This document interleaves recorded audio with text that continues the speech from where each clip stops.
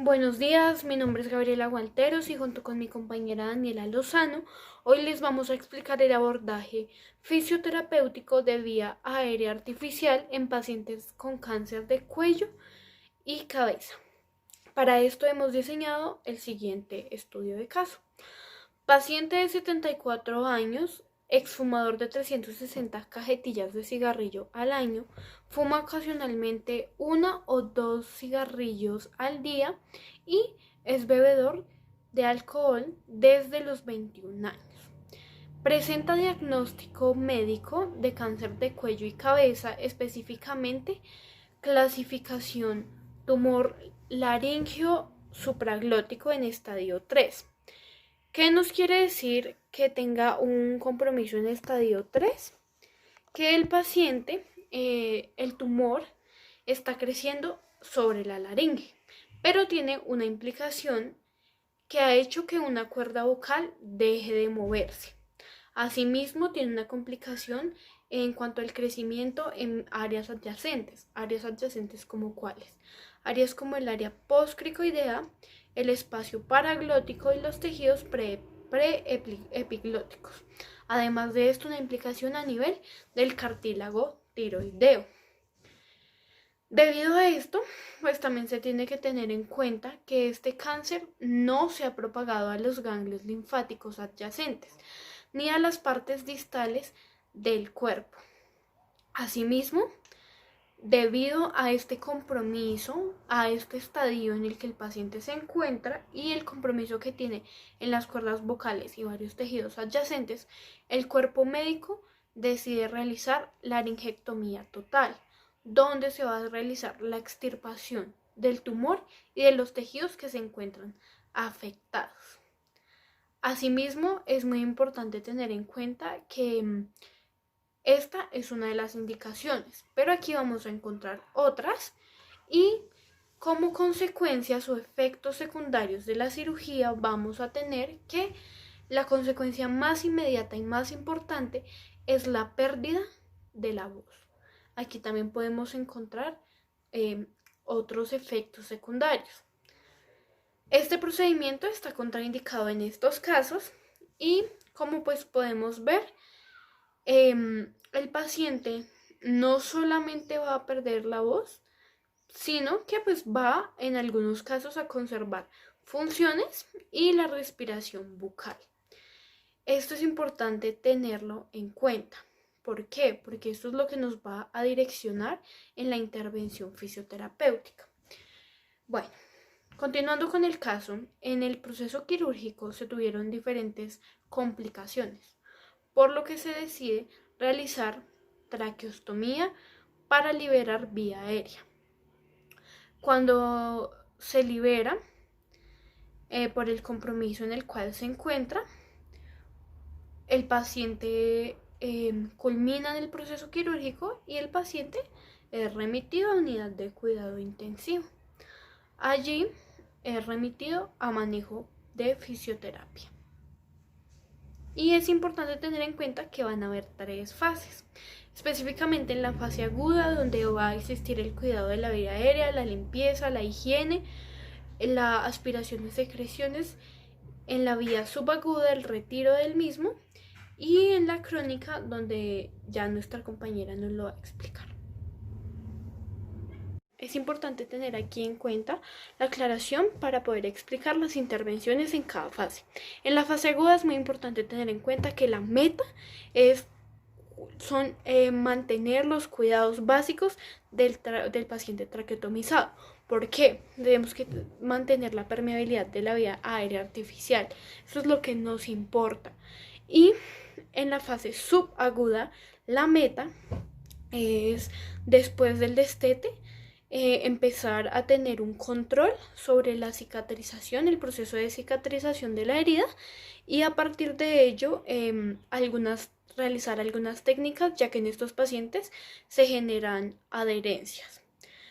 Finalmente tenemos la fase crónica, que en esta fase pues el objetivo va a ser recuperar la funcionalidad de la parte debido a la laringectomía. Entonces, empezamos con la fase aguda. La fase aguda, ¿qué busca? Es como ya nombrado, los cuidados básicos del paciente traqueotomizado.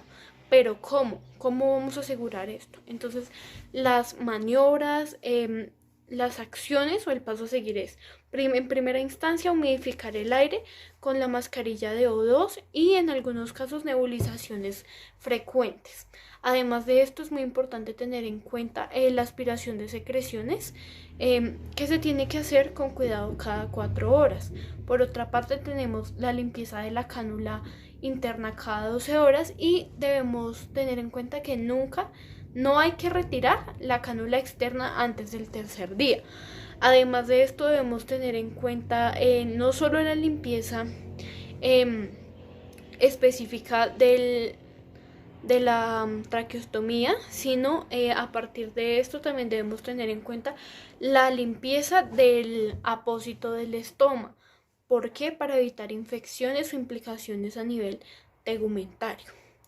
Debemos limpiar siempre con suero fisiológico y debemos tener en cuenta que la cánula interna se cambia cada 8 horas o más precisamente antes de tiempo para evitar una obstrucción de la cánula. Es importante tener en cuenta que para realizar el procedimiento anterior se sujetará la placa pivotante firmemente, que es donde se encuentran el esparadrapo o la cinta, y se girará el conector de la cánula, un cuarto de vuelta en el sentido de las manecillas del reloj para realizar la extracción. Aquí es muy importante realizar o tener en cuenta los pasos a seguir para realizar una correcta aspiración de secreciones. Entonces, estos pasos es primero, pues se debe realizar la extracción. Después, entonces se debe aumentar el oxígeno. ¿Por qué? Porque el paciente se va a desaturar. Se va a conectar la sonda para realizar la aspiración de secreciones y pues el procedimiento, como nosotros ya lo conocemos, pues es máximo de 15 segundos y se debe introducir el aspirador 10 centímetros aproximadamente. No puede durar el procedimiento más de 10 segundos, pero se debe repetir según el nivel de las secreciones, el espesor y el nivel de las secreciones en el paciente.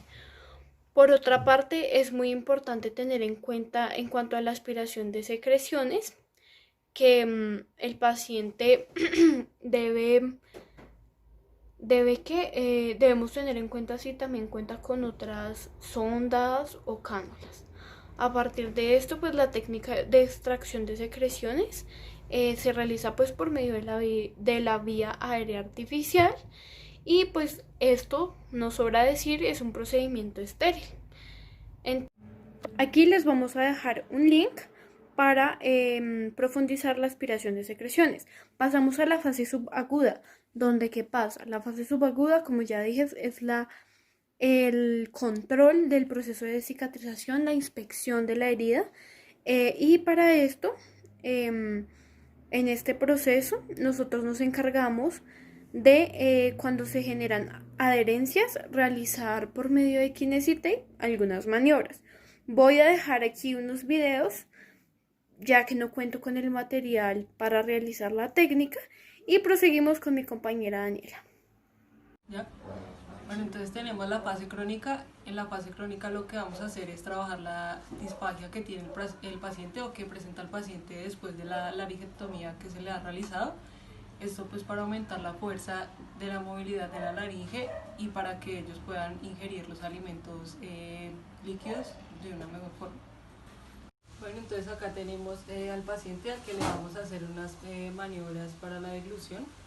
Lo que vamos a hacer con esto es pues aumentar la movilidad faríngea y que el paciente pueda ingerir alimentos sólidos y que no se le dificulte.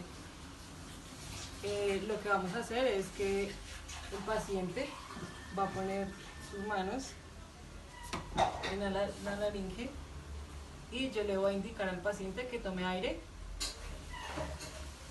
y que trague. Bueno, entonces la siguiente maniobra que vamos a utilizar es una maniobra forzada, esto para mejorar pues, la fuerza de la musculatura laringea. Entonces lo que vamos a hacer es que con un alimento líquido vamos a ingerirlo, lo vamos a mantener en la boca y apretando la lengua y la garganta vamos a tragar. Entonces lo vamos a realizar.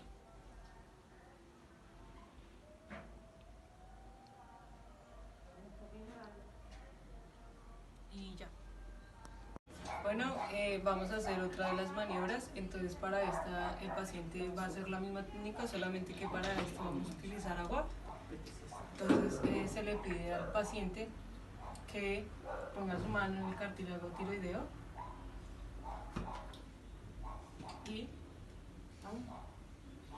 lo que vamos a hacer es que él vea la elevación de la laringe. Entonces pasa.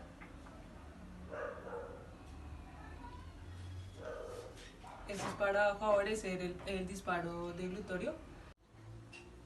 Entonces tenemos la maniobra de cabeza colgante. En esta maniobra lo que vamos a hacer es que con el alimento líquido vamos a llevar la oreja a un hombro del lado pues, que se le haya realizado al paciente la laringectomía, ya sea izquierdo o derecho. Entonces lo que vamos a hacer es que con el alimento líquido en la boca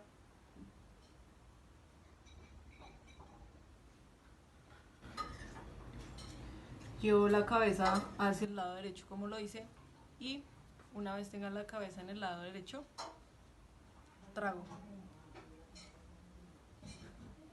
Y ya. Bueno, entonces la siguiente maniobra se llama mentón esternón. Para esta maniobra vamos a girar la cabeza hacia el lado derecho y hacia abajo con el alimento líquido en la boca. Lo que vamos a hacer es que una vez tengamos la cabeza abajo, vamos a tragar el alimento. Entonces lo vamos a...